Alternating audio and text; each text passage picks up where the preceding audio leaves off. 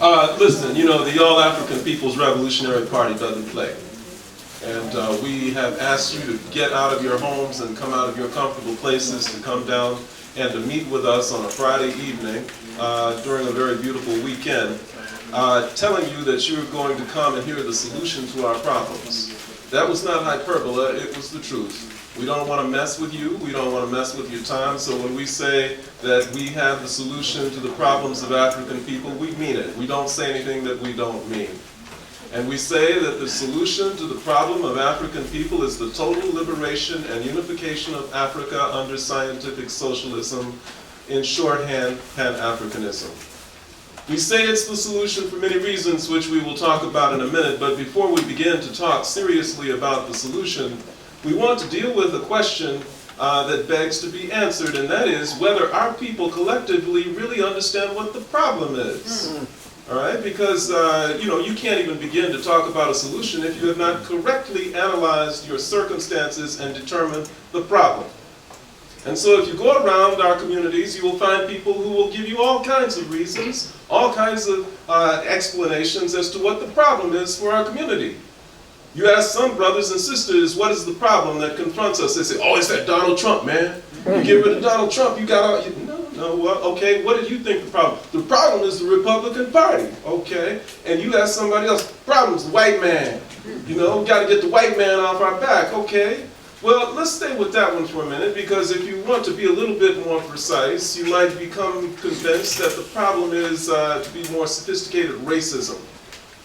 But we are scientific in our analysis, and we are as correct as we can possibly be. And we understand that when you talk about racism, as it affects and impacts African people and any people of color, it is not a question of racism, it is a question of white supremacy. No. Let's be very precise about that, because if there is somebody who is Latino who hates white people with all of his passion, that is not a problem for white people. It never will be. But the question and the issue for all of us who are people of color is the question of white supremacy. And for people who don't know very much about history, they begin to think immediately that white supremacy is something that has always been here. It is just the part of the makeup of the white race. It is something that they were born into, but that is not correct. We must deal with facts. Because if you look at ancient history, you understand that the notion of white supremacy as we understand it did not always exist. If you look at the relationship between the Greeks and Africans, you will find that without fail, the Greeks will point to the civilization that they created, all of their advanced learning, everything that they came up with, they say, we got it from Africa. They make no apologies about it.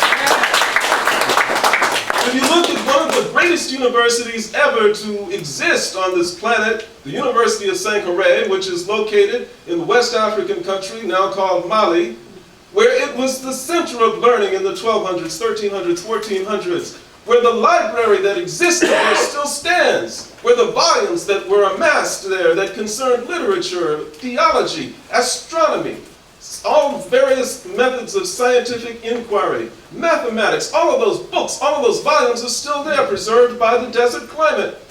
A testament to the intelligence and to the focus on academic learning that went on in that region, and the fact that people from all over the world tried to get into that university. It was the Harvard of its time. It was in Africa. The Europeans, those in England, who claimed to be so superior to everybody else. The British, who claim that they have a commonwealth where they're going to protect all these countries throughout their former empire as though they're children. The British did not even know how to perform C-section births until they learned how to do it from the Banyoro people of Uganda in the 19th century. Africa was considered to be on a par or in advance of any other civilization that existed at the time.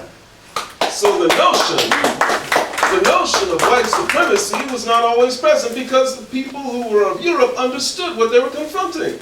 They would go to the Americas, they would see the empires that were built in Central America.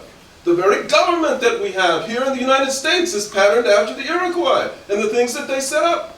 They look at in Asia at all of the great civilizations that existed there. So there was no way There was no way that white supremacy had any basis in observation or fact. It was artificially created, and we know exactly when it was created and why it was created. It was created in the 1500s to justify the enslavement of people and the conquest of territories occupied by others.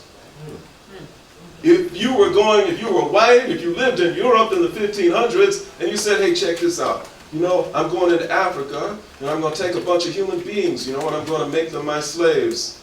Or if they said, check this out, we're going over to the Americas, we're going to take over the lands of those people. Yeah, they got advanced civilizations and things, but we're going to take over. We're going to build our own. You know, the people of Europe were human beings. And impelled by the same forces of morality as any of us would say, how dare you do that? How can you come in and you start enslaving human beings and taking over their lands? It was necessary for them, in order to justify what they were doing, to create a doctrine of white supremacy, to say that these people are inferior, they're savages, they're pagans, they know nothing of God, they know nothing of civilization, and we do them a favor by bringing them into close association with advanced civilizations of Europe. So white supremacy took hold, and it became very useful. It became a doctrine that found its way into scientific journals. It found its way even into the existence of populations here in the United States. You know, you had the enslaved Africans, and you had white people who lived like, you know, in dirt poor. I mean, these were people who worked in the textile mills, and people who were living just a little bit above a state of enslavement. But they told these white people that, listen, you know, you are not like these Africans because you are white. And it was the birth of white privilege as we've come to know it. And they clung to that because it's all that they had. And it survives even to this day. Donald Trump plays on it. He goes into these white communities that are facing the economic hardships that are created by capitalism. And he says, listen, your problem is not the capitalist system. Your problem is these people of color coming across the border and who are going to outnumber you pretty soon. So we're going to build a wall to keep them out so that we can freeze the population. That's the source of your problem. And the people go for it all the time. White supremacy has been very useful. But it has not been a phenomenon unto itself. It has not been the sole source of problems that confront our people and people all over the world. It is a tool that has been used by capitalism in order to preserve the privilege and the wealth of a minority of the population on the planet. And that's, in a nutshell, what capitalism is. It is a system which has been set up to preserve the power and the wealth of a minority. To the exclusion and for purposes of oppressing and suppressing the majority of the world's people and exploiting them for the benefit of a minority. And if you're going to do that, you must recognize and understand that at all times, the people who are oppressed are going to be looking for a way out of their oppression. And if they understand and if they analyze correctly the source of their problem, if they understand their problem, then they're going to be able to come up with a correct solution. And they're going to be able to come after you as a minority more effectively, and they're going to dislodge you from your position of power. So it's necessary. It is necessary to do several things. One, it is necessary to confuse the people at every turn. We've talked this evening about how the media is used to manipulate and exploit and deceive, and it is used for that purpose, in order to keep people confused about the nature of the problem. And then for those people who are clear, for those people who are able to see through the lies and who are able to organize, then it is necessary to go after them with a vengeance and to suppress them through military force, through police brutality, and through any other means necessary in order to keep these communities physically incapable of resisting. These are important lessons that we must know, because these are the things that keep us from accomplishing what we need to accomplish in terms of our efforts to achieve liberation. And the fact is that many of us are not clear on exactly how vicious and how determined the capitalists are in order to keep our people disorganized and to destroy the people who are trying to resist. You know, my brother talked about Wabunanini, and he related this story to Kwame Ture. He talked about how he traveled to a conference that was convened of native peoples throughout the Western Hemisphere.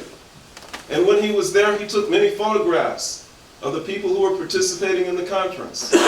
And when he came back to the United States in Minnesota, you know, many of you who are young don't understand how once upon a time when you took photographs, you had to go to the drugstore, you had to go to the pharmacy, you know, to get them developed.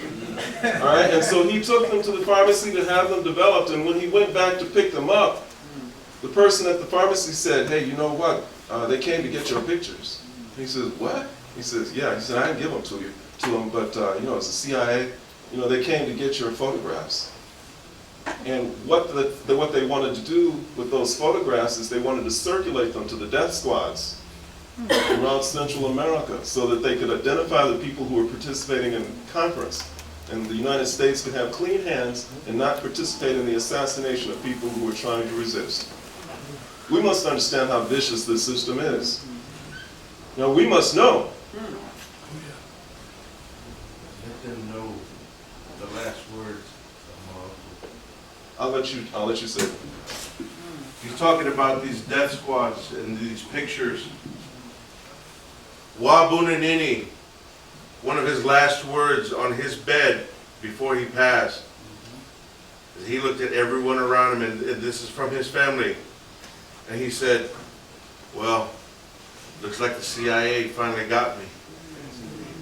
He was down in South America when he became sick with an illness we do not know of. And when he came home, and he passed away there, but one of his last words were, the CIA finally got me. These are not things that are made up.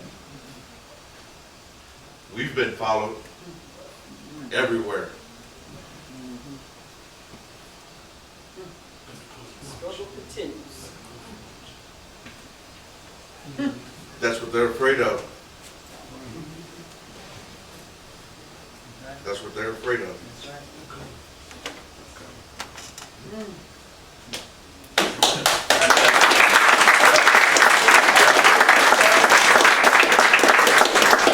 So understanding the problem, we must now come to what the solution is.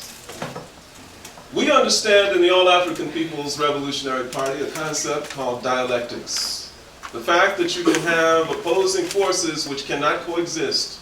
When they come into contact, one must come to dominate the other. And when you talk about opposing forces, when we know that the enemy, the problem is capitalism, the opposite of that is socialism. Socialism and capitalism cannot coexist. One must come to dominate the other. And we understand that if we want socialism, which is the opposite of capitalism, and socialism we must understand it's a very simple thing. Under capitalism, a minority of the population controls and dominates and owns the wealth and the power of a society. Under socialism, everybody owns it. Everybody controls it. And it makes life a lot easier for everybody. Just think if everybody owned oil companies and owned oil resources. We worry about gasoline creeping up to $3, $4, $5 a gallon, depending upon how much they think they can get away with charging us. If the cost of producing oil was 30 cents a gallon, under socialism, everybody's going to make decisions based on what's good for everybody. So if it costs 30 cents to produce it, we're going to charge everybody 30 cents to buy gasoline. It's a very simple concept. And the capitalists hate that because it takes away their profit margin and then the additional money that they can milk and exploit from the people. All right? So we say that socialism, I had to interrupt because I wanted to mention that gas is 12 cents a gallon in Venezuela.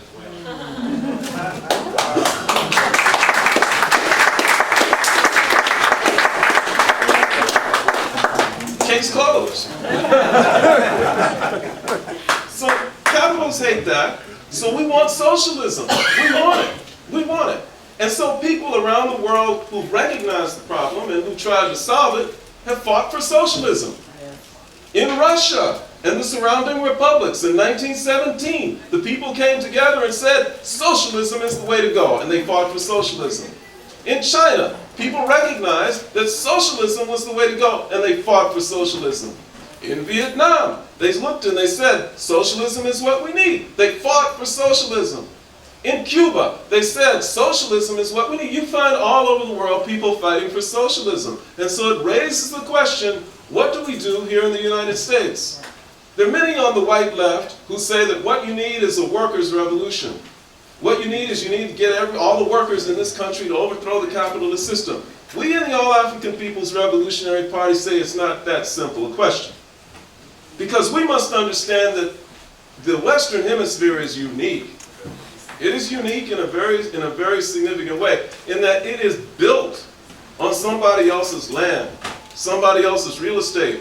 So we cannot come here, even if our objectives are good, even if our intentions are good, and say that what we want to do is we want to establish a socialist state here in the United States. Oh, you know, the native peoples, the indigenous peoples that were here, well, okay, they can come along too, but we're going to, hey, that's arrogant. It's presumptuous. It's unethical, and it's immoral. This hemisphere belongs to the indigenous peoples, the people who civilized it.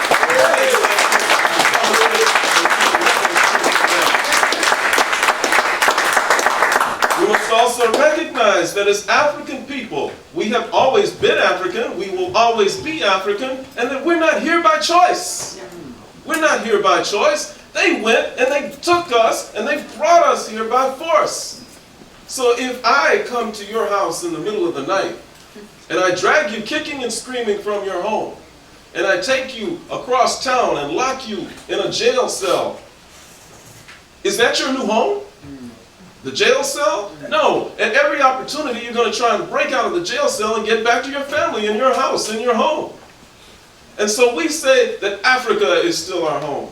And in the same way that people have fought for socialism in Vietnam and in Cuba and in Russia and in all the other places where they fought for socialism, we say that we must fight for socialism too. And the place that we fight for it is in our home, in Africa.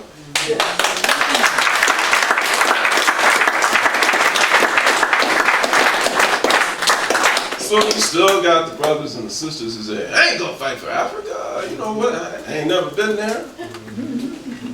I know one African. I met one once. He was arrogant. He didn't want nothing to do with me. And then the odd thing is, you know, I talk to people from Africa. Oh, those people in the United States, they're so arrogant. And I say, oh, man, we're confused. It doesn't matter if we like each other or not. Let me be clear about this point, because we get confused. It's the nature of it's part of the African personality. You know, in order to work with people, we gotta like them.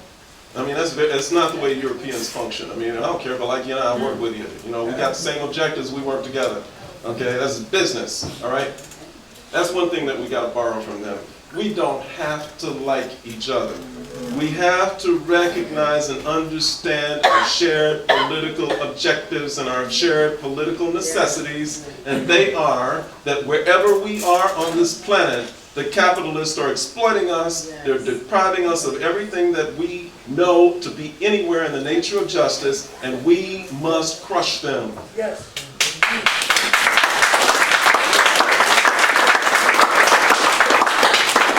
And the way that we crush them is by uniting Africa under scientific socialism. Many people think that Africa has been liberated. It has not. There is what's called flag independence in Africa, where they've been able to come up from under a system of colonialism, where Europe, where the British, the French, the Portuguese, the Belgians, all of these people who had territories in Africa have withdrawn. They've taken their flags, but they left their corporations there. Yep. They left their armies there. The United States has armies all over Africa, has troops all over Africa through the United States Africa Command, AFRICOM. And the reason that they're there is because Africa is one of the richest pieces of real estate on the planet. In terms of its mineral wealth, in terms of its oil, in terms of all the resources that it has, including timber and all of these other things. Africa is wealthy. It is the linchpin. It is what the capitalist economy globally is built on. And if you take Africa away, the entire capitalist economy collapses. And that's why they fight tooth and nail, to keep us from talking about these things.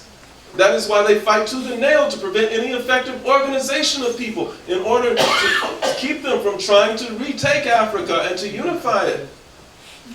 And to set up a socialist economy there which will make sure that Africa's wealth is used for Africans. But it has a spillover effect, not just for people of Africa, it has implications for people right here in Chicago, believe me. Because if Africa is totally liberated and unified under scientific socialism, one country, that entire massive continent is one country. And it stands united with the objective of protecting its own. When the Chicago police roll up on you, and they get out of their car with their guns drawn, and they look through the window and they see that black face, they say, whoa, sorry, sir. Didn't mean to trouble you. Can we help you with directions or anything? What can we do for you? They will know the power of Africa. They will know. They will look for ways to go out of their way in order to make life better for Africans everywhere that they live throughout the world. And more important than that, Africa will become a resource for struggling people in other countries throughout the world. Other people who are struggling will be able to look to Africa for support. You know, you look at the way in which little tiny Cuba has been able to help revolutionary movements throughout the world. You know, Cuba sent troops into southern Africa to help liberate Angola, Mozambique, and throughout the regions of Africa. They sent troops there. And when they were instrumental, people don't know this story, but they were instrumental in setting the stage for the liberation of Namibia and the freedom of Nelson Mandela. And part of the negotiations were that you will withdraw all of your troops, all of the Cuban troops from Africa. They said, we'll do that. And on May 25th, African Liberation Day of that year, they withdrew all of their troops and sent them back to Cuba. And within a very short period of time, they replaced all of them with medical doctors. They said, you didn't say anything about sending doctors, and to this day there is no country that sends more doctors to Africa than Cuba. So we must understand that the solution to our problem is Pan-Africanism. It is an idea which we must continue to spread and which we must continue to educate people about, and that is all that the All-African People's Revolutionary Party does. People still have questions. How does this manifest itself? How does it work out practically? You know, you must understand culture. And it must become a part of our political culture. Our political culture right now is one which has been heavily influenced and impacted by the civil rights movement. So that whenever anything happens, when they upset us, our culture says, our political culture, things that we do instinctively just because of our culture, what it says is that we must go out and march. That's just our culture. We must go out and march. If they really upset us, if they really make us angry, well then we got to go out and burn down a city. I mean, that's just the way we do things. I mean, that's just our political culture. Our political culture must include pursuing Pan-Africanism by any and every means. And once our people begin to do that instinctively, once they begin to do that without thinking, then we will accelerate the accomplishment of what is and what will be the solution to the problems that confront African people globally. Thank you very much.